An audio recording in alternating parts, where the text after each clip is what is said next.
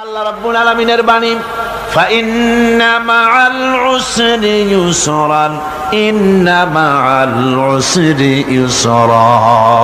আল্লাহ পাক বলেন জেনে রাখো, দুঃখ এবং কষ্টের সাথে রয়েছে সুযোগ আর সুবিধা, আর অসচ্ছলতার সাথে রয়েছে উদার সচ্ছলতা। জোরে কোন সুবহানাল্লাহ। কাজে ভয় পাওয়ার কারণ নাই, হতাশ হওয়ার কারণ নাই। মন আশায় বুক বেঁধে রাখো। গুনাহ করেছ, হতাশ হয়েও না। যুবকদের গুনাহ করা স্বাভাবিক।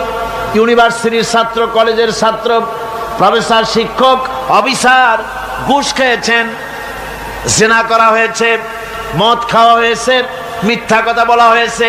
যাই কিছু করেন না কেন, ভয় পাওয়ার কারণ নাই, নিরাশ হওয়ার কোনো দরকার নাই।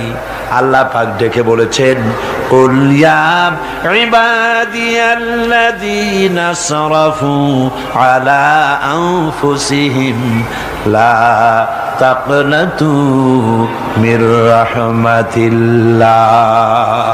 আরে আমার আল্লাহর মতো এত ভালো আর কেউ আছে? এত দরদ আর কারো আছে? আমার আল্লাহ বলেন, ও নবী আপনি শুনায় দেন, হে আল্লাহর বান্দারা, তোমরা যারা নিজেদের উপরে বাড়াবাড়ি করেছো, নিজেদের উপরে জুলুম করেছো, অত্যাচার করেছো, আমি আল্লাহর রহমত থেকে নিরাশ হয়ে যেও না। মানুষ যদি অপরাধ করে, বাপের সাথে অপরাধ করেছে, মায়ের সাথে অপরাধ করেছে, মা বাবা সন্তানের চাইতে এত বড় কল্যাণকামী তো আর কেউ নাই, কিন্তু মা বাবা কোনোদিন বলে না আয় আমার ছেলে তোরে মাফ করে দেই, এরকম বলে নাকি? মন চায় ছেলে যদি মাপ চাইতো, খুশি হয়ে মাফ করে দিতাম, কিন্তু কেন যে আসে না, ডাকে না যে আয় মাফ করে দেই। মা বাপ আপনাকে এত ভালোবাসে, সেই মা বাপও আপনাকে বলে না যে আয় মাফ করে দেই। আমার আল্লাহ হচ্ছেন এমন আল্লাহ, আল্লাহ রাব্বুল আলামিন ডাকেন, এ বান্দা খুন করেছিস ফিরে আয়, জিনা করেছিস ফিরে আয়, হত্যা করেছিস ফিরে আয়, চুরি করেছিস ফিরে আয়, কুফরি করেছিস ফিরে আয়, সুদ খেয়েছিস, ঘুষ খেয়েছিস, মদ খেয়েছিস ফিরে আয়। এসে আমার দরবারে চোখের পানি ফেল, আমার দরবারে কাঁদাকাটি কর। ইন্নাল্লাহা ইয়াগফিরুয যুনুবা জামিআ ইন্নাহু হুয়াল গফুরুর রহিম। আমার দরবারে চোখের পানি ফেলে কান, আমি রব্বুল আলামিন জিন্দেগীর গুনাহ মাফ করে দেব। সুবহানাল্লাহ কোন, সুবহানাল্লাহ কোন। আমার কাছে কান, চোখের পানি ফেল। আল্লাহ রাব্বুল আলামিনের কাছে বান্দার দুইটা ফোঁটা বেশি প্রিয়। একটা হলো জিহাদের ময়দানে যে রক্ত ফোঁটা দেওয়া হয়, এটা আল্লাহর কাছে প্রিয়। আর আল্লাহর ভয়তে গুনার জন্য লজ্জা করে, অনুশোচনা করে বান্দা যখন চোখের পানি ছেড়ে দেয়, আল্লাহর কাছে এটা অত্যন্ত প্রিয়। নবীজি বলেছেন, বান্দা যখন গুনার ভয়তে, আল্লাহর ভয়তে, জাহান্নামের ভয়তে অনুশোচনা করে যখন চোখ দিয়া পানি ছেড়ে দেয়, ওই চোখের পানি নাকের অর্ধেক আসতে না আসতে আল্লাহ রাব্বুল আলামিন বান্দারে মাফ করে দেন।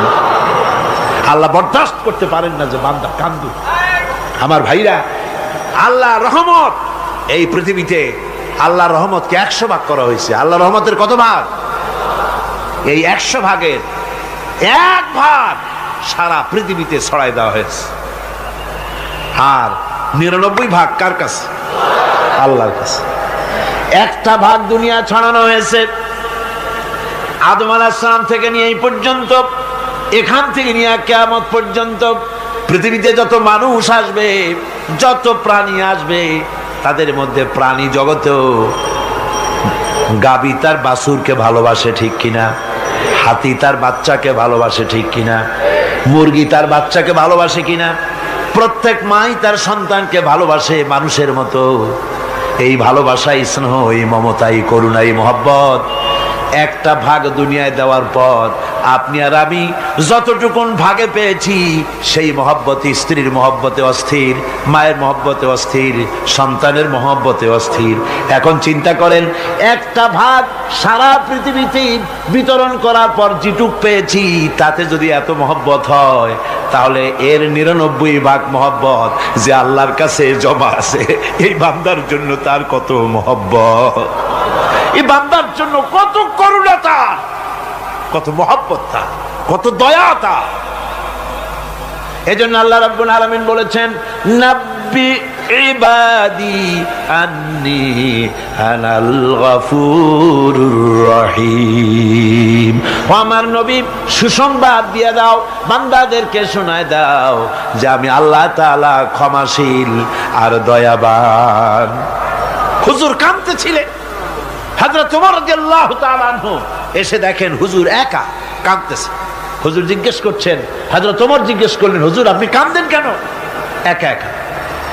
হযরত ওমর বলেন, আমি যখন প্রশ্ন করলাম নবীজি বললেন, আমার কাছে কিছু আগে জিবরাইল এসেছিলেন, জিবরাইল এসে আমাকে বললেন আল্লাহ পাক বলেছেন, হে আমার নবী, ইসলামের ভিতরে থেকে যে সমস্ত মানুষগুলি ইসলামের ভিতরে থেকে চুল আর দাড়ি পাকায় দিছে, কিয়ামতের দিন এই লোকগুলারে আমি শাস্তি দিতে আমার শরম হবে।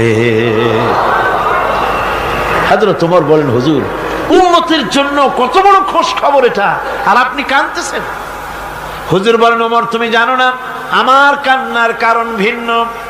আমার কান্নার কারণ হলো যে আল্লাহ রাব্বুল আলামিন কিয়ামতের দিন দাড়ি চুল পাকা বান্দারে শাস্তি দিতে শরম করবেন, সেই দাড়ি চুল পাকা বান্দাগুলি আল্লাহর সাথে নাফরমানি করতে শরম করে না। আমি এই লজ্জায় কাঁদতেছি।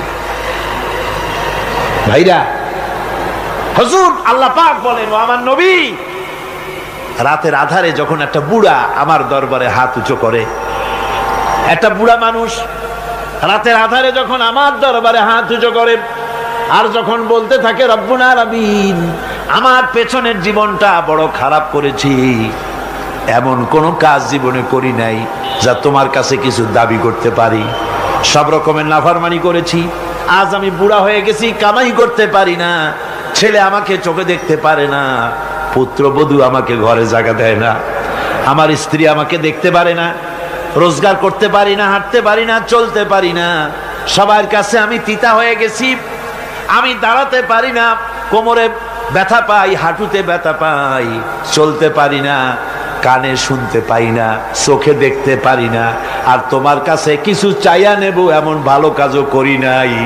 এইভাবে যখন বান্দা কাঁদতে থাকে আমার দরবারে, ও আমার হাবিব আমার রহমতের দরিয়ায় জোশ মেরে যায়, আমার শরম হয় এই বুড়াটারে কেমনে খালি হাতে ফিরাইয়া দেই। সুবহানাল্লাহ, সুবহানাল্লাহ। আমার আল্লাহর এত দয়া, আমার আল্লাহর এত মায়া, এত মহব্বত। আমার আল্লাহ রাব্বুল আলামিন বলেন, وَإِذَا سَأَلَكَ عِبَادِي عَنِّي فَإِنِّي قَرِيبٌ। ও আমার হাবিব, আমার বান্দা আমার ব্যাপারে প্রশ্ন করে, আমি বান্দার একদম নিকটে। কোরআন শরীফের ভিতরে যত জায়গায় রাসূলকে বলা হয়েছে সুয়ালের কথা, আপনাকে প্রশ্ন করা হয়, আল্লাহ তার জবাব কুল এই কথা বলে জবাব দিয়েছেন। যত জায়গায় সুয়াল এসেছে, যেমন কোরআনে কারীমের মধ্যে আল্লাহ পাক বলেন, ওয়ায়াসআলুনাকা আনিল মাহিদ, মেয়েদের হায়েজ সম্পর্কে জিজ্ঞাসা করা হয়, কুল হিয়া আযা, হে নবী আপনি বলুন।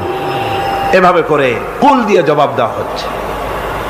আবার প্রশ্ন করা হচ্ছে, ওয়ায়াসআলুনাকা আনিল আনফাল, এই গনিমতের মাল সম্পর্কে হুজুর আপনাকে, হে নবী আপনাকে প্রশ্ন করা হয়। আল্লাহ কুল দিয়া জবাব দিলেন, আল্লাহ বলেন আপনি বলেন। ওয়ায়াসআলুনাকা আনিল খামরি ওয়াল মাইসির, আল্লাহ পাক বলেন নবী আপনারে প্রশ্ন করা হয়, কুল ফীহিমা ইসমুন কাবীর, আল্লাহ কুল দিয়া বললেন তুমি বলো। আবার বলা হলো ওয়ায়াসআলুনাকা আনিল আহিল্লা কুল হিয়া মাওয়াকিতু লিন্নাস।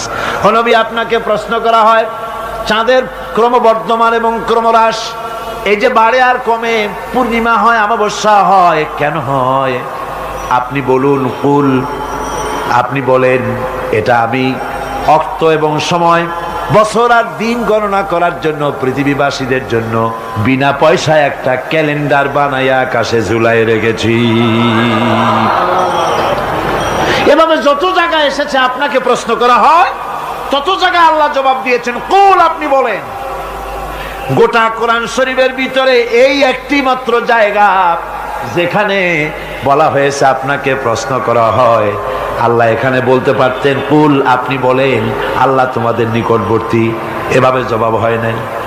এটা কায়দাটা হলো এই, আল্লাহ বলতেছেন ওয়াইজা সালাকা ইবাদি, ও আমার নবী, প্রশ্ন তো আমার বান্দারা আমার ব্যাপারে করেছে, এবার আপনার জবাবের কোনো দরকার নাই। প্রশ্ন আমার ব্যাপারে, আমি নিজে জবাব দিয়ে দেই, ফা ইন্নী কারীব। ও বান্দা, আমার ব্যাপারে প্রশ্ন করেছিস, জবাব আমি দেই, আমি তোর সবচাইতে বেশি নিকটে। সুবহানাল্লাহ, কত নিকটে? ওয়ানাহানু আকরাবু ইলাইহি মিন হাবলিল ওয়ারিদ। তোর যে রগ, এই শাহরগের চাইতেও আমি তোর বেশি কাছে। সুবহানাল্লাহ। আমারে ডাক, আমারে ডাক, কলিজা দিয়া ডাক, অন্তর দিয়ে ডাক। মনের থেকে মানুষ যদি ডাকে, মুখের ডাক আর মনের ডাক এক জিনিস নয়। দিল সে জুবাত নিকলতি হ্যায়, असर रखती है पर नहीं मगर ताकते परवाज रखती है।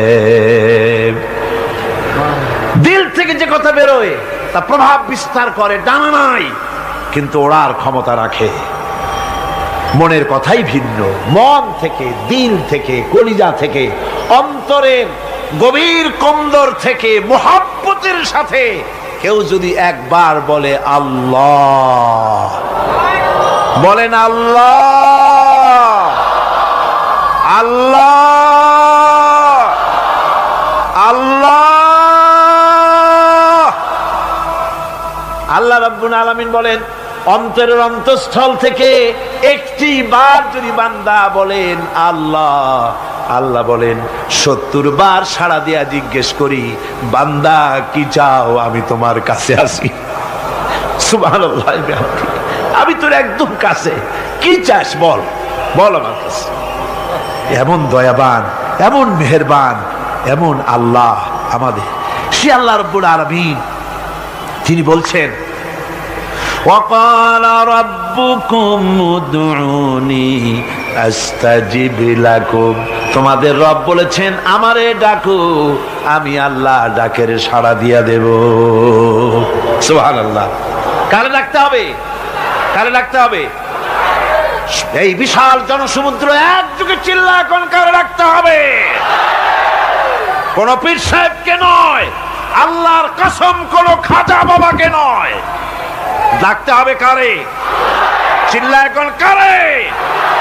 ওয়াকালা রাব্বুকুম উদউনি, তোমার রব তোমাকে বলতেছে আমারে ডাকো, আস্তাজিব লাকুম, আমারে ডাকবে আমি সাড়া দিয়ে দেব। সুবহানাল্লাহ। আল্লাহকে ডাকেন, কি চাই আপনার বলেন, কি চাই? আল্লাহর কাছে চান, আল্লাহ দিয়ে দিবেন।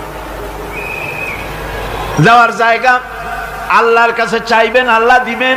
দেওয়ার জায়গা, চাওয়ার জায়গা হলো সেজদায় পড়ে যাবেন।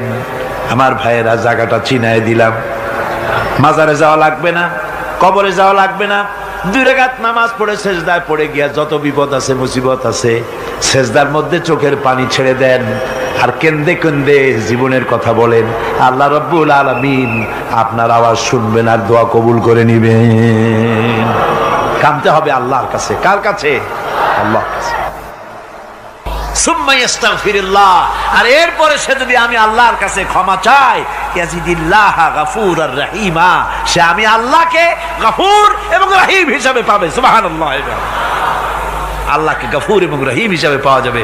সব আল্লাহকে বলতে হবে, গুনাহ মাফ চাইতে হবে। এই জন্য হুজুর সাল্লাল্লাহু আলাইহি ওয়াসাল্লাম দৈনিক 100 বার তওবা পড়তেন। কোন হাদিসে আছে 70 বার, কোন হাদিসে আছে 100 বার তওবা পড়তেন। নামাজের পরে তো প্রত্যেক নামাজই পড়তেন হুজুর, সালাম ফিরাতেন আর সাথে সাথে বলতেন আল্লাহু আকবার, আস্তাগফিরুল্লাহ, আস্তাগফিরুল্লাহ, আস্তাগফিরুল্লাহ। মনে থাকবে আপনাদের? মনে থাকবে? সালাম ফিরাইয়া কি বলবেন? না, সালাম ফিরাবার সাথে সাথে বলবেন আল্লাহু আকবার, তারপরে পড়বেন আস্তাগফিরুল্লাহ, আস্তাগফিরুল্লাহ, আস্তাগফিরুল্লাহ। তওবা পড়বেন, আল্লাহর কাছে সবসময় গুনাহ মাফ চাইতে থাকবেন, বিনীত থাকবেন। আল্লাহকে পাওয়া যাবে, তাকে রহিম হিসেবে পাওয়া যাবে। সুতরাং ঈমান বিল্লাহ, আল্লাহর প্রতি ঈমান আনলে পরে চতুর্থ নম্বরের যে উপকারটা হবে সেটা হলো হতাশায় ভুগবে না, নিরাশায় ভুগবে না, আশায় বুক বেঁধে উঠবে, ঈমান মজবুত হবে, আল্লাহর কাছে মানুষ বিনয়ী হয়ে যাবে। এবার পঞ্চম নম্বরের উপকার আমি বলছিলাম, ঈমান বিল্লাহ, আল্লাহর প্রতি ঈমান আনলে পরে অসংখ্য উপকার হয়, অসংখ্য বৈশিষ্ট্য আছে। এর 6টা উপকারের কথা আমি বলবো। কয়টা? অসংখ্য উপকারের ভিতরে প্রধান 6টি উপকারের কথা বলবো। এর বললাম কয়টা? 4টে বলেছি। এবার বলো পঞ্চম উপকারের কথা। আল্লাহর প্রতি আপনি পূর্ব পশ্চিমে কতবার মুখ ঘোরালেন, এটাই কিন্তু আপনার আসল সৎ কাজ নয়। আসল সৎ কাজ হলো আল্লাহর প্রতি ঈমান আনা। এই ঈমানের ব্যাপারে 3টা দিন আমরা পার করে দিলাম, এখনো কথা শেষ হয় নাই। আল্লাহর প্রতি ঈমান আনলে পরে যে উপকারটা হবে পঞ্চম নম্বরে, সেটা হলো কঠোর এবং কঠিন বিপদের ভিতরে বান্দার ভিতরে অবিচলতা এবং ধৈর্যের সৃষ্টি হয়ে যাবে। আলহামদুলিল্লাহ। কঠিন বিপদ মুসিবত আসলে পরে সে অবিচল থাকবে।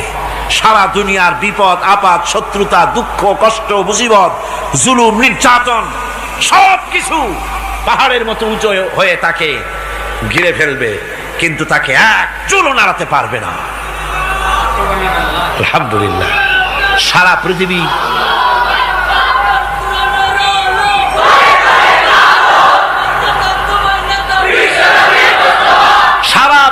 একদিকে আর সে একা একদিকে থাকবে। বিরোধিতা তো হবেই, বিপদ তো আসবেই। কবি বলতেছেন, সাথে জাকা রহা হ্যায় अज़ल से ता इमरोज, सतेजा का रहा है अज़ल से ता इमरोज, चरागे मुस्तफावी से शरारे बुलहबीस। সে আবহমান কাল থেকে শুরু করে মুস্তাফা সাল্লাল্লাহু আলাইহি ওয়াসাল্লামের দীপ শিখার সাথে আবু জাহেল, আবু লাহাবের অগ্নিস্ফুলিঙ্গের টক্কর লেগেই আছে। রাসূলুল্লাহ আল্লাহর দেওয়া এই বিধান, এই দ্বীনের বাতিটা টিম টিম করে জ্বলেছে। আর গোরকি, টর্নেডো, হাজার হাজার মাইল বেগে হেরিকেন এসেছে, গোরকি এসেছে, টর্নেডো এসেছে, টাইফুন এসেছে, কিন্তু এই আলো নিবাইতে পারে নাই। সুবহানাল্লাহ। এই আলো নিবাতে পারে নাই। এই শত্রুতা চিরকালের, নিবাতে পারবে না। কারণ হচ্ছে আল্লাহ রাব্বুল আলামিন বলেছেন, ইউরিদুনা লিইউতফিউ নূরাল্লাহি বিআফওয়াহিহিম ওয়াল্লাহু মুতিম্মু নূরিহি ওয়ালাউ কারিহাল কাফিরুন। ওরা চায় মুখের ফু দিয়ে আমার আলোকে নিভিয়ে দেবে, কিন্তু আমি আমার আলোকে পূর্ণতা দান করব। তাতে কাফের বেঈমানদের কলজায় যত জ্বালা যন্ত্রণা হোক, আমার দ্বীন কেউ মিটাই দিতে পারবে না। সুবহানাল্লাহ। সুতরাং বিপদে অবিচলতা আসবে, সে অটল হবে, মজবুত হবে। কোরআনে কারীম বলতেছে, ওয়া কাযালিকা জাআলনা লিকুল্লি নাবিয়্যিন আদুওয়াম মিনাল মুজরিমিন। এই পৃথিবীতে এমনি করে আমি সকল নবীদের শত্রু বানিয়েছি, সব পাপিষ্ঠ অপরাধীদেরকে। নবীদের সাথে বিরোধিতা করেছে কারা? পাপিষ্ঠরা, অপরাধীরা। আজও খুঁজে দেখেন আজও ইসলামী আন্দোলনের বিরোধিতা যারা করে সবগুলি কি পাপিষ্ঠ। সত্য কিনা কর? ইসলামী আন্দোলনের বিরোধিতা যারা করে হিসাব করে, চোখ দিয়ে তাকায় দেখেন, খুঁজে দেখেন তাদের নামগুলি। মদখোর, জিনাকার, বদমাশ, চোর, হাইজাকার, বেনামাজি, লুটেরা, মিথ্যাবাদী, সবচাইতে সমাজের নিকৃষ্ট লোকগুলি ইসলামের বিরুদ্ধে করে।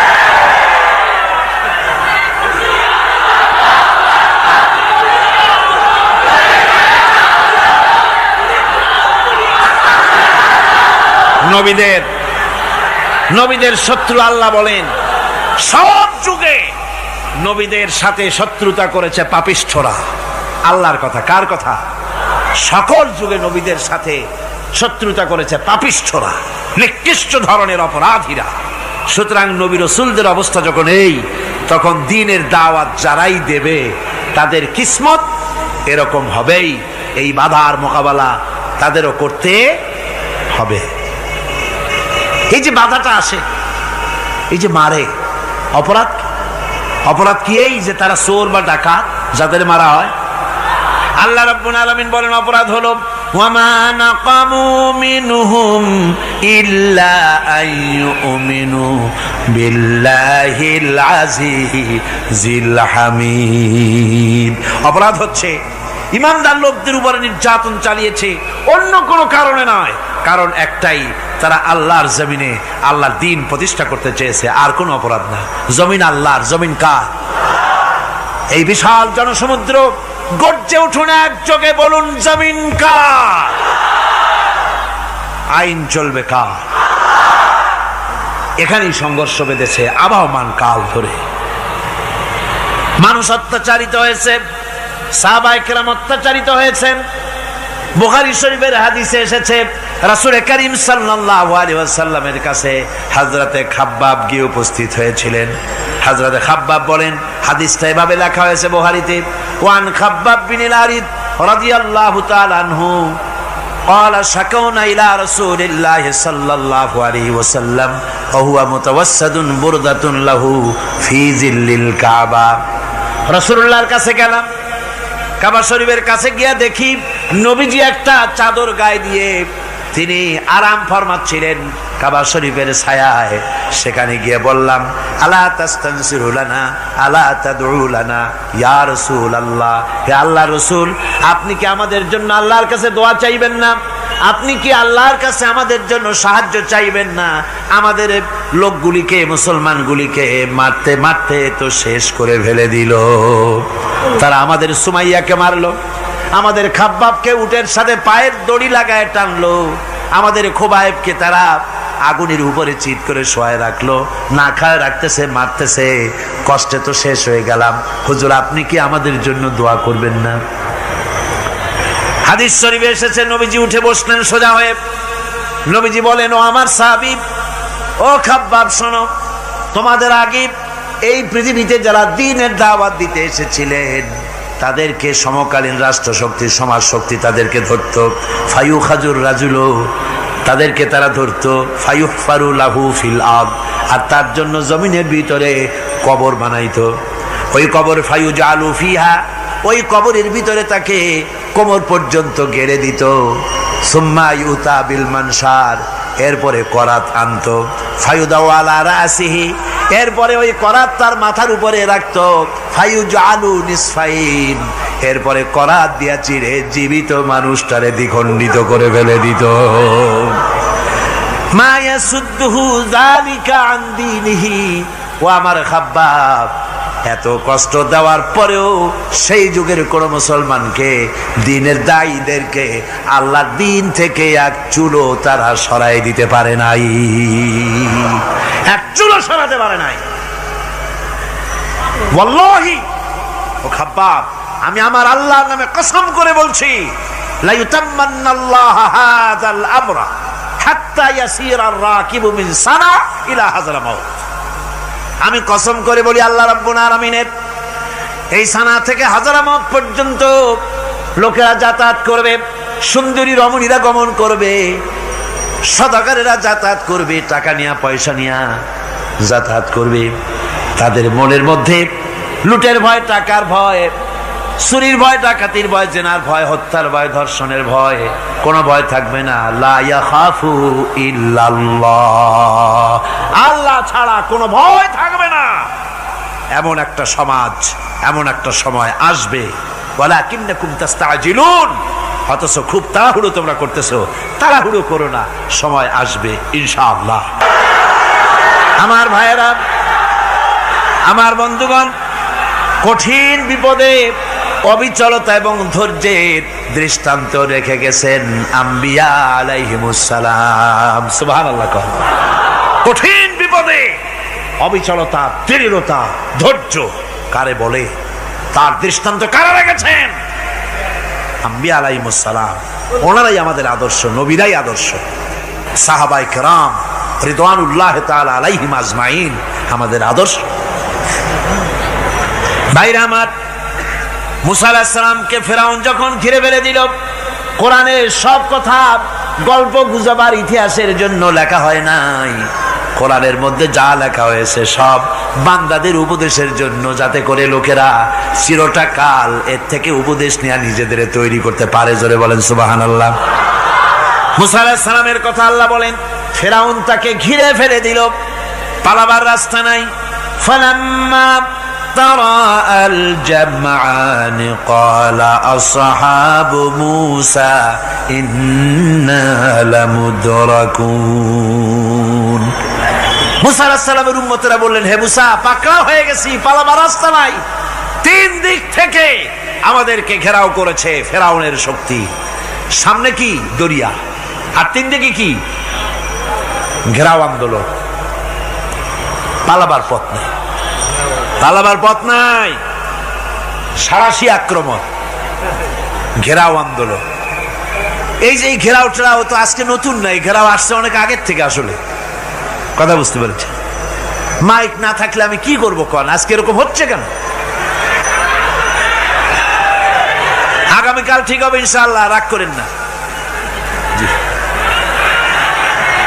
গান হচ্ছে, বসেন বসেন। শয়তান ঢুকছে মাইকের মধ্যে।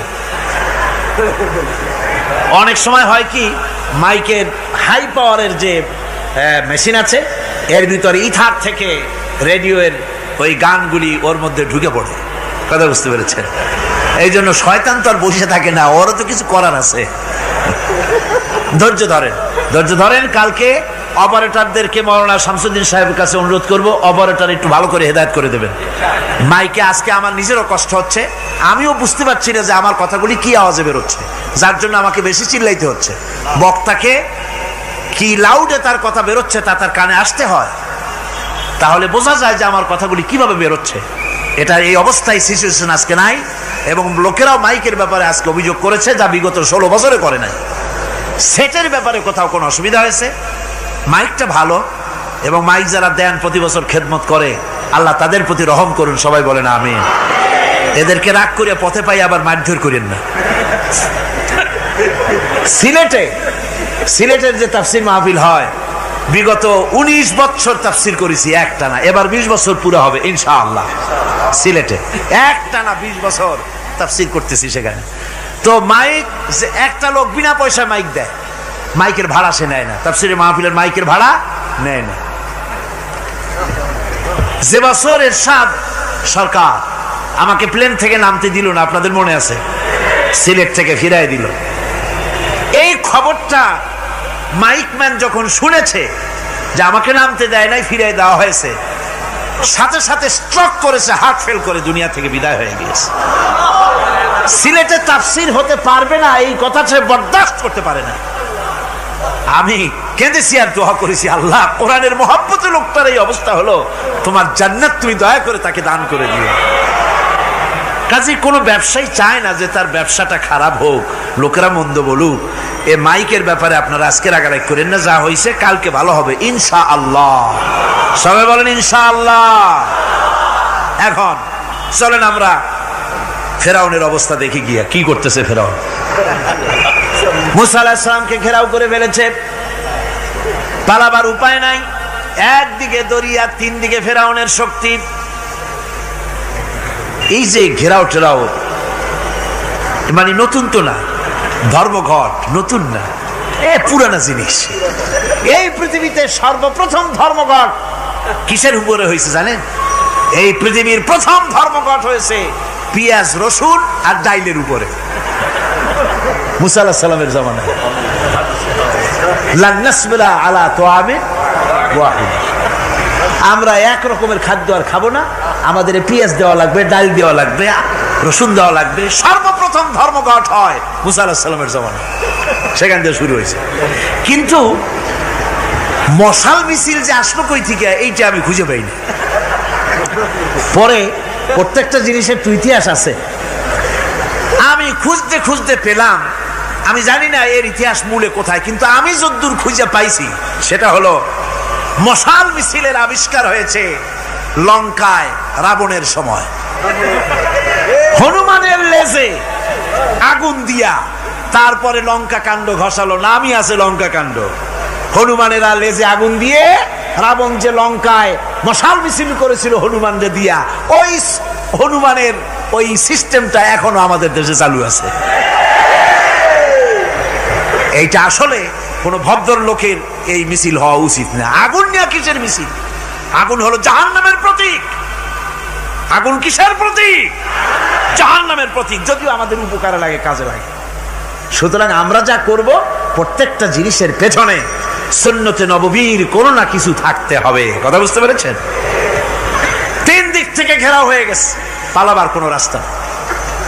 হযরতে মুসা আলাইহিস সালামের কাছে উম্মতেরা বললেন, পালাবার তো কোনো পথ নাই, এখন উপায়টা কি? আমাদের তো আর উপায় নাই। মুসা আলাইহিস সালাম দেখেন বিপদে পড়ে গেছেন, কিন্তু ধৈর্য হারান নাই, ভয় পান নাই। ভয় পাইছিলেন? ভয় পেয়েছেন? প্রশ্নই ওঠে না। মুসা আলাইহিস সালাম আল্লাহ পাক যাদেরকে বলেছেন উলুল আযম রাসূল, যাদের বলেছেন তার মধ্যে হযরত মুসা একজন উলুল আযম পয়গম্বর। চারটিখানি কথা না, আল্লাহ কথা বলছেন তার সাথে, কালিমুল্লাহ তিনি। সুবহানাল্লাহ। কর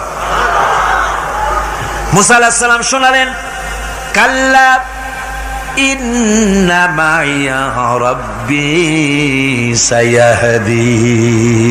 কখনো নয়, আমার উম্মতেরা ভয় পেও না, আমার রব অবশ্যই আমাকে পথ দেখাবেন। সুবহানাল্লাহ। তিন দিক থেকে শত্রু, একদিকে দরিয়া, পালাবার কোন রাস্তা নাই। সেখানে দৃঢ়তার সাথে তিনি বলছেন, অবশ্যই আমার আল্লাহ আমারে পথ দেখাবে। সুবহানাল্লাহ। নবীরা এই দৃঢ়তা দেখিয়েছেন, অবিচলতা দেখাইছেন। আল্লাহ পাক মুসা আলাইহিস সালাম যখন এই দৃঢ়তা দেখালেন, এই অবিচলতা দেখালেন, সঙ্গে সঙ্গে জিবরাইল এসে হাজির হয়ে গেলেন। আল্লাহ পাক বলেন, ফাআওহাইনা ইলা মূসা আন আদরিব বিআসাকাল বাহরা ফানফালাকা ফাকানা কুল্লু ফিরকিন কাত্তাউদিল আযীম। মূসা আলাইহিস সালামকে আমি ওহী নাযিল করলাম, তাকে বললাম হাতে যে লাঠি আছে এই লাঠি দিয়ে আঘাত করো দরিয়ার উপরে। দরিয়ার উপরে আঘাত করলেন, একটা রাস্তা হয় নাই, 12টা রাস্তা তৈরি হয়ে গেল। আর দেওয়ালগুলা পাহাড়ের মতো উঁচা হয়ে গেল। দরিয়ার ভিতরে পাহাড়ের মতো উঁচা মজবুত 12টা রাস্তা। এবার মুসা আলাইহিস সালাম তার দলবল নিয়ে চললেন। আল্লাহ রাব্বুল আলামিন বলেন, ওয়া আনজাইনা মূসা ওয়া মান মাআহু আজমাইন। মুসা এবং তার সাথী সঙ্গীদেরকে আমি পার করে দিলাম। মুসা আলাইহিস সালাম এবং তার সাথী সঙ্গী নিয়ে যখন দরিয়ার মাঝখানে আসছে, ফেরাউন তার দলবল নিয়ে এসে গেছে। আসে দেখে নদীর মধ্যে রাস্তা। বাবা, খুব তো কায়দা। ও মনে করছে ওর বাজানের তৈরি করা ডিস্ট্রিক্ট বোর্ডের রাস্তা। ওর লোকজন নিয়ে নেমে গেছে দরিয়ার ভিতরে, ও আসছে মাঝখানে, মুসা আলাইহিস সালাম চলে গেছেন ওপার, দরিয়া পার। মাঝখানে যখন এসে গেল, আল্লাহ রাব্বুল আলামিন পানিকে অর্ডার করলেন কুন। আল্লাহর তো বটন টেপা লাগে না, মুখ দিয়া কোনো হুকুম করা লাগে না, শুধু বলেন কুন। যে ব্যাপারে কুন বলেন ফায়াকুন, সাথে সাথে হয়ে যায়। আল্লাহ বললেন কুন, আর অমনি রাস্তা বন্ধ হয়ে গেল। এবার তুফান শুরু হয়েছে নদীতে, ঢেউয়ের উপরে ঢেউ, মৌজুন কাল জিবাল, পাহাড়ের মতো উঁচু হয়ে হয়ে ঢেউ আসতেছে। দলবল ঘোড়া আর অস্ত্রপাতি যা ছিল সব মরিয়া শেষ। এবার ফেরাউন একা উপরে ওঠে আর নিচে নামে, পানি খেতে খেতে পেটের কাম সারা, জনমের খাওয়া খাইছে পানি। এখন জান যায়, বাঁচবার আর উপায় না, বাঁচবার আর উপায় নাই। ফেরাউন তার নিজের জীবন সম্পর্কে হতাশ হয়ে গেল। এবার ফেরাউন বলতেছে, আমানতু আন্নাহু লা ইলাহা ইল্লাল্লাযী আমানাত বিহি বানু ইসরাঈল। আমি ঈমান আনলাম, আমি ঈমান আনলাম আল্লাহ ছাড়া কোনো ইলাহা নাই। ওই আল্লাহর উপর ঈমান আনলাম যে আল্লাহর উপর ঈমান এনেছে বনি ইসরাঈলেরা। আল্লাহ যাতে ঠিক পায় যে কোন আল্লাহর উপর ঈমান আনছে। বনি ইসরাঈলের আল্লাহর উপর ঈমান আনলাম। আল্লাহ এই তো মুসলমান হয়ে গেছি, এরপরও আমার সুবাও কেন? আল্লাহ রাব্বুল আলামিন জবাবে বলেন, আল আন, এখন ওয়াকাদ আসাইতা ক্বাবলু ওয়া কুনতা মিনাল মুফসিদিন। এখন ঈমান আনার কথা বলছো, অথচ যুগের পর যুগ, বছরের পর বছর ধরে আমার মানুষের উপরে মন গড়া আইন চালায়েছ, আমার পয়গম্বরের সাথে বেয়াদবি করেছ। আজ তোমাকে আমি ছাড়ছি না, তোমাকে আজকে ছেড়ে দেব না, আমি তোমাকে মারব। আর সমস্ত প্রাণীগুলিকে, স্থলচর প্রাণীগুলিকে আল্লাহ পাক অর্ডার দিয়া দিলেন, এই ফেরাউনের লাশকে ডুবাবি না, পচাবি না, খাবি না। আলিয়াউমা নুনাজ্জিকা বিবাদানিক, আমি তোমার শরীরে বাঁচায় দেব। পোকে খাবে না, পানিতে পচবে না, মাছে খাবে না, কুমিরে খাবে না, দুনিয়ার কোনো পশুতে খাবে না। আমি তোরে শুটকি বানাইয়া রাখবো, যাতে করে দুনিয়ার সমস্ত ফেরাউন যত যুগে যুগে আসে তোরে দেখে যেন হেদায়েত নিতে পারে। ফেরাউনকে আল্লাহ শুটকি বানায় রাখছে। আমি ফেরাউনদের লাশ দেখেছি ব্রিটিশ মিউজিয়ামে। ফেরাউন তো একটা না, অনেকগুলা। আসলদারে অবশ্য দেখিনি। ব্রিটিশ মিউজিয়ামে ওই ফেরাউনগুলার লাশ যখন অসুবিধা হয়, মমিগুলি, তখন ইংল্যান্ডে নিয়ে যায় চিকিৎসা করাবার জন্য। চোখ টোক আছে গর্তের ভিতরে, তারপরে চামড়া টামড়া হাড়ের সাথে মিশানো, ওইভাবে চেহারা দেখলে মনে হয় যে সত্যি ফেরাউনিগুলা। আর ব্রিটিশের কাম মিশর থেকে না আনছে এমন কোন জিনিস নাই। আমি সেখানে এক বক্তৃতায় বলছিলাম, আপনারা এদের এখন সভ্য, এদের এখন ভদ্র, এরা হলো ইন্টারন্যাশনাল চোর। ওরা সারা দুনিয়া চুরি করেছে। লন্ডনে বক্তৃতা করেছি, সারাটা দুনিয়া চুরি করছে, আমাদের দেশকে শোষণ করেছে। এই বিশাল ভূভাগকে শোষণ করে ইংল্যান্ডের দ্বীপটাকে তারা সাজাইছে। তারা ময়ূর সিংহাসনের, শাহজাহানের ময়ূর সিংহাসনের ময়ূরের বাম চোখে কোহিনূর মণি লাগাইছিলেন। শাহজাহান ময়ূরের ডান চোখে কোহিনূর মণি লাগায় নাই। কোহিনূর মণির অনেক দাম, আমি দেখে এসেছি মণি। এখন সেটা কুইন এলিজাবেথের মুকুটে শোভা পাচ্ছে। সেই মণি এমনি বলে প্রবাদে, 7 রাজার ধন এক মাণিক্য, বলেন এরকম, অনেক দাম। শাহজাহান দেখালেন, আমি মুসলমান, আমার কাছে এটার দাম নাই, এই জন্য ময়ূরের ডান চোখে লাগালাম না, বাম চোখে লাগাই দিলাম। এইটারে চুরি করছে। তারপরে মিশর থেকে, মিশরের মমি চুরি করেছে, জুতা চুরি করছে, ছাতি চুরি করছে, পিসা চুরি করেছে।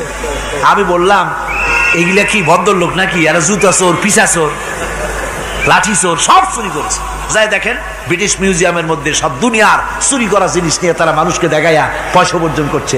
টিপু সুলতানের তরবারিটা পর্যন্ত চুরি করেছে। আজ পর্যন্ত ব্রিটিশ মিউজিয়ামে টিপু সুলতানের তরবারিটা আছে, আমি তরবারিটা দেখে এসেছি। আমার বন্ধুগণ, বলতেছিলাম যে পৃথিবীতে আল্লাহ রাব্বুল আলামিন নবীরা তাদের চরিত্র দিয়ে বিপদের মোকাবেলা করে, দুনিয়ার সামনে কঠিন বিপদের মোকাবেলা করে অবিচলতা, দৃঢ়তা দেখায় গেছেন যে কেমন করে এই পৃথিবীতে বিপদের সামনে মোকাবেলা করতে হয়। ধৈর্য ধরতে হবে, বিপদ আসবে পাহাড় সমান হয়ে, আপনাকে ধৈর্য ধারণ করতে হবে সেভাবে বুক বেঁধে। যেহেতু এটা যদি বিশ্বাস হয় যে আমার কিসমতে যা আছে তার থেকে বেশি কিছু হবে না, তাহলেই আপনার ধৈর্য আসবে, ভয় পাবেন না। কথা ঠিক কিনা কন? এবারে হযরত হুদ আলাইহিস সালাম সম্পর্কে আল্লাহ রাব্বুল আলামিন বলেন, হযরতে হুদকে যখন ষড়যন্ত্র হলো কাফির বেঈমানেরা তাকে মেরে ফেলার জন্য, যখন সরকারি ষড়যন্ত্রে লিপ্ত হয়ে গেল, হযরতে হুদ সমাজের এই চ্যালেঞ্জের মোকাবেলা করলেন।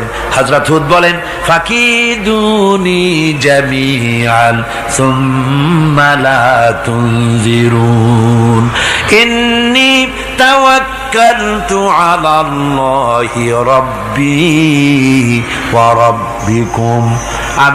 তোমরা তোমাদের ষড়যন্ত্র আমার বিরুদ্ধে যত পারো আমার বিরুদ্ধে ষড়যন্ত্র চালাও, এতটুকুন আমার অবকাশ দিও না।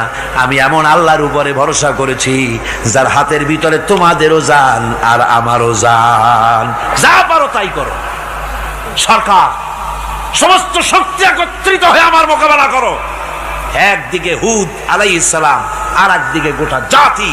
হযরত হুদ ভয় পায় নাই। সুবহানাল্লাহ খান। ঈমান বিল্লাহ মানুষের কলিজাকে এভাবে শক্ত করে দেয়। কোন আলহামদুলিল্লাহ।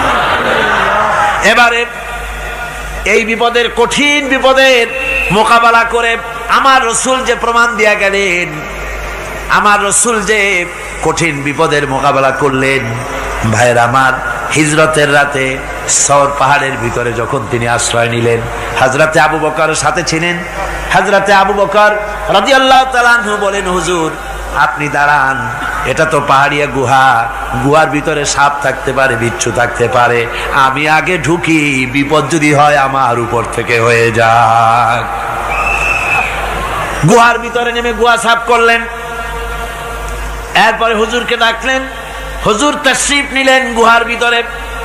এরপরে হুজুর বললেন, আবু বকর পাহাড়ে হেঁটে হেঁটে 2-3টা পাহাড় পাড়ি দিয়া যাওয়া লাগে সৌর পাহাড়ে। মদিনার সোজা রাস্তা হুজুর ধরেন নাই, মেসফালার পথ দিয়া জাবালে কেদোয়ার উপর দিয়া 3টা পাহাড় পাড়ি দিয়া তারপরে হুজুর গেলেন সৌর পাহাড়ে। গুহার ভিতরে হুজুর তাশরীফ নিলেন। বললেন, আবু বকর তুমি বসো, তোমার উরুর উপরে মাথা রেখে আমি একটু আরাম করি। হযরতে আবু বকর বসলেন, হুজুর তার উরুর উপরে মাথা রেখে ঘুমায় গেলেন। আর এরপরে কাফির বেঈমানেরা তালাশ করতে করতে কাফেরেরা এসে গেল পায়ের চিহ্ন দেখে দেখে গর্তের কাছে। হযরত আবু বকর ভয়তে কেঁদে ফেললেন, আহারে আর তো উপায় নাই, এবার তো ধরা পড়ে গেছি, এবার নবীজিকে মেরে ফেলে দেবে। নবীর মহব্বতে, নিজের মহব্বতে নয়, নবীর মহব্বতে কাঁদতেছিলেন। হুজুর বলেন, হুজুরের ঘুম ভেঙে গেল। বলো আবু বকর কাঁদো কেন? ছেলের কথা, মেয়ের কথা, বিবির কথা, বাড়ির কথা মনে পড়লো নাকি? হযরত আবু বকর বলেন, ইয়া রাসূলুল্লাহ, আল্লাহর কসম করে বলি, যেদিন ঈমান এনেছি এই কলিজার ভিতরে মা বাপ, স্ত্রী, পুত্র, পরিজন, এমনকি আমার নিজের জীবনের চাইতে আপনারে বেশি ভালোবাসি। তা কাঁদো কেন? কাঁদো কেন? হযরত আবু বকর বলেন, হুজুর ধরা পড়ে গেছি, কাফেররা এসে গেছে গর্তের কাছে, তাকালি আমাদের দেখতে পাবে, আমরা তো মাইনরিটি, ওরা তো মেজরিটি, আমরা তো ধরি মারি ফেলাই দেবে, আপনাকে মেরে ফেলে দেবে, এই জন্য কাঁদি। আল্লাহ রাব্বুল আলামিন, হুজুর তখন কি দৃঢ়তা, কি অবিচলতা, কি ধৈর্যের পাহাড় সম মনোবৃত্তি তখন দেখালেন। আল্লাহ কোরআন শরীফে চিরকাল যাতে মানুষেরা হেদায়েত নিতে পারে সেজন্য হুজুরের কথা উঠায় দিলেন কোরআনে।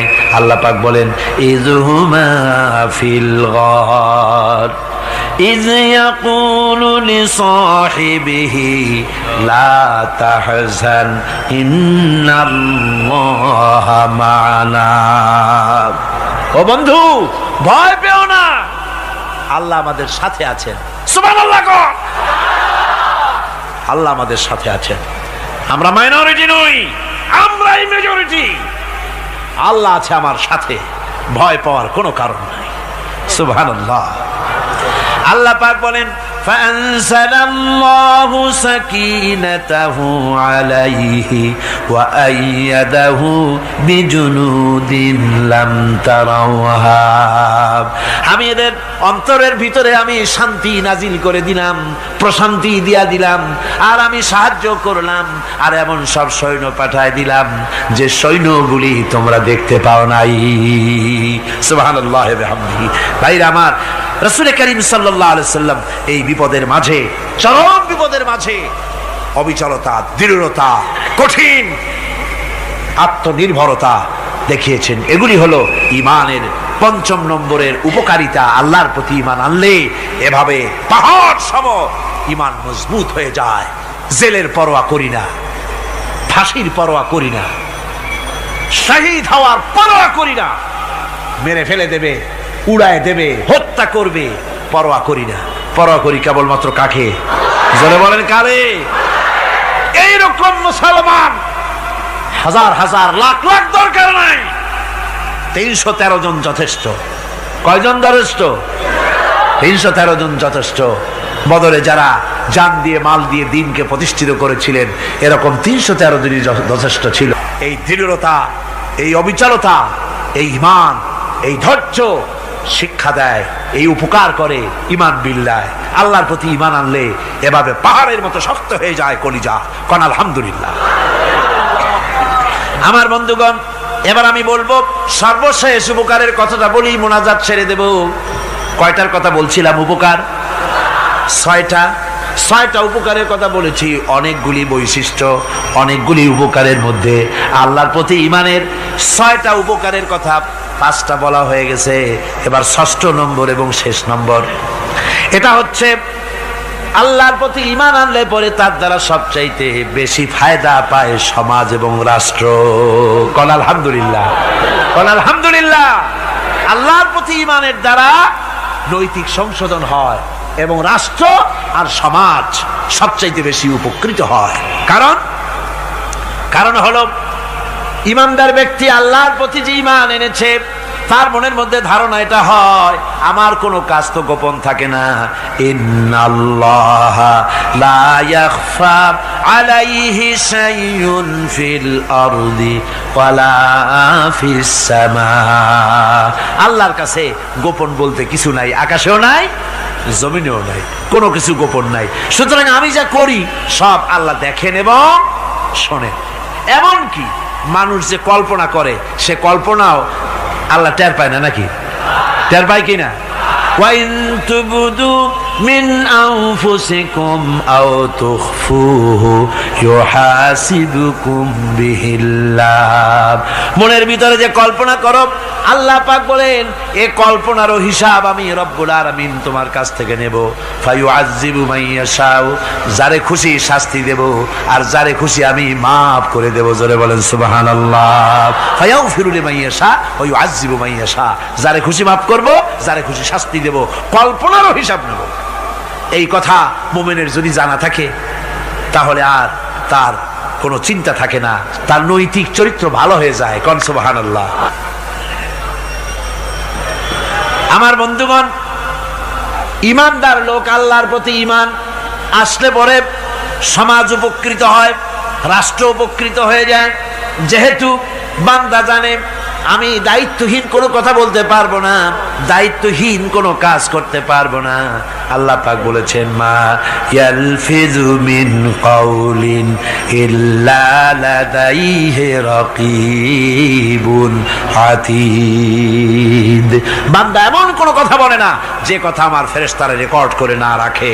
কাজী মুমিন ব্যক্তি আল্লাহর ভয়তে দায়িত্বহীন কথা বলবে না। নির্বাচন আসতে পরে রাস্তা সোনা দিয়ে বান্ধায় দেব, এই করব সেই করব, না খাইয়া কেউ মরবেন না। আসে না নির্বাচনের সময় সারাগালি বদনারা মঞ্চে দাঁড়িয়ে কত বড় বক্তৃতা করে, ভাইয়ের আমার, বোনের আমার, এবার আমার বোতল মার্কা বাক্স, আপনারা আমাকে ভোট দিয়ে দেশ এবং জাতির আরেকবার 12:30 বাজাইবার সুযোগ দিন। এবার ক্ষমতায় গেলে কেউ না খাইয়া মরবেন না, কিন্তু কি খাইয়া মরবে তাও বলে না। এর মারফতি অর্থ হচ্ছে এই, ওরা যদি ক্ষমতায় যেতে পারে তাহলে বিষ খাইয়া হোক, গুলি খাইয়া হোক, কিছু না কিছু খেয়ে মরতে হবে। একেবারে খালি পেটে মরলে গ্যাস্ট্রিক হওয়ার সম্ভাবনা আছে। ঈমান বিল্লাহ যদি না থাকে, আল্লাহর ভয় যদি না থাকে, তাহলে দায়িত্বহীন কথা বলে। আর আল্লাহর ভয় যদি থাকে, তাহলে নৈতিকতার সংশোধন হয়ে যায়, দায়িত্বপূর্ণ কথা বলে, মানুষকে ফাঁকি দেয় না। আমার বন্ধুগণ, আল্লাহ রাব্বুল আলামিন তার বান্দা যারা আল্লাহকে ভয় করে, সে ভয় করা বান্দাগুলির মনের মধ্যে এই চিন্তা এসে যায়, আমি যেখানে থাকি না কেন আল্লাহ আমাকে দেখতেছেন, শুনতেছেন। রাতে হোক দিনে হোক, যেখানে আছি আল্লাহ আমারে দেখতেছেন। আল্লাহ পাক বলতেছেন, ওয়া হুয়া মাআহুম ইজ ইউবাইতুনা মা লা ইয়ারদা মিনাল কওলি ওয়া কানা আল্লাহু বিমা ইয়ামালুনা মুহীতা। আল্লাহ পাক বলেন, আমি তো আমার বান্দার নিকটে তখনও থাকি যখন সে গোপনে গোপনে রাতের বেলায় আমার মর্জির খেলাফ পরামর্শ করে। আমার মর্জির খেলাফ পরামর্শ করতেছে রাত্রে, আমি তো তখনও কাছে থাকি, ওটা আমি শুনি। ঈমান যদি আসে, তাহলে এই সব কাজ থেকে সে বিরত থাকে। সে যদি কম হয় সেখানেও আল্লাহ, বেশিও যদি হয় সেখানেও আল্লাহ। এমন কোন জায়গা আছে নাকি চিটাগংয়ে যেখানে আপনি একটা আকাম করবেন আর আল্লাহ টের পাবে না? কোন আছে নাকি? আচ্ছা, চট্টগ্রামে না থাকুক, বাংলাদেশের কোন জায়গা আছে নাকি? পার্বত্য চট্টগ্রামে যত পাহাড় আছে, উঁচু নিচে জায়গা আছে, ওই জায়গায় বোধহয় আছে নাকি? সারা পৃথিবীতে আছে কোথাও? আল্লাহকে ফাঁকি দেওয়ার জায়গা কোথাও? সব স্পষ্ট। আল্লাহ কি ঘুমায় নাকি? ঘুমায়? তার কাছে দিনও যায়, রাতও তাই। সমানে তিনি দেখতে পান, শুনতে পান, সবকিছু দেখতে পান, সবকিছু শুনতে পান। তাকে ফাঁকি দেওয়ার কোনো উপায় নেই। এই জন্য ৬ষ্ঠ নম্বরের উপকার যেটা হয়, সেটা হলো সমাজ উপকৃত হয় ওই মানুষ দিয়ে যার মধ্যে ঈমান আছে। হযরত ওমর রাদিয়াল্লাহু তাআলা আনহু রাতের আধারে, শেষ রাত্রে ঘুরতেছিলেন, দেখেন এক বাড়িতে কথা হচ্ছে, কথাবার্তার আওয়াজ পাওয়া যায়। মনে করলেন কোনো অসুখ বিসুখ নাকি। ঘরে গিয়ে কান পাচ্ছেন দেওয়ালের সাথে, শুনতে পাচ্ছেন ভিতরে বুড়ি মা তার মেয়েকে বলছে, এই মেয়ে ওঠ, উটের দুধ দোয়াই নিয়ে আসছি, এর মধ্যে পানি মিশা, তারপর সকালে বাজারে নিয়ে যা। মেয়ে বলছে, মা এই কামটা আমি পারবো না। কেন পারবি না? হযরত ওমর ফরমান জারি করেছেন, দুধে পানি মিশাতে নিষেধ করেছে, কাজে এই কাজটা আমি পারবো না। আরে বেটি, আমিরুল মুমিনিন দেখ এখন কোথায় যায়, ঘুমায় আছে, সে কি দেখতেছে নাকি যে পানি মিশাই না কি মিশাই? মেয়ে বলতেছে, মা আমিরুল মুমিনিনকে ফাঁকি দেওয়া যেতে পারে, তার পুলিশ বাহিনীকে ফাঁকি দেওয়া যেতে পারে, কিন্তু আল্লাহ রাব্বুল আলামিনের চোখকে ফাঁকি দেওয়া যাবে না। হযরত ওমর এই কথা শুনে বাড়ি চলে গেলেন, আর নিজের ছেলেকে ডেকে বললেন, ছেলে আমার, অমুক জায়গায় একটা বাড়ি আছে, সেখানে একটা যুবতী মেয়ে আছে, ওই মেয়েটার বিয়ে হয়েছে কিনা শোনো, যদি বিবাহ না হয়ে থাকে তুমি তোমার নিজের বিয়ের প্রস্তাব দাও। আমিরুল মুমিনিন এই মেয়েটা সুন্দরী কেমন, স্বাস্থ্য কেমন, কিছুই দেখলেন না, দেখলেন তাকওয়া। কি দেখলেন? আল্লাহর ভয়।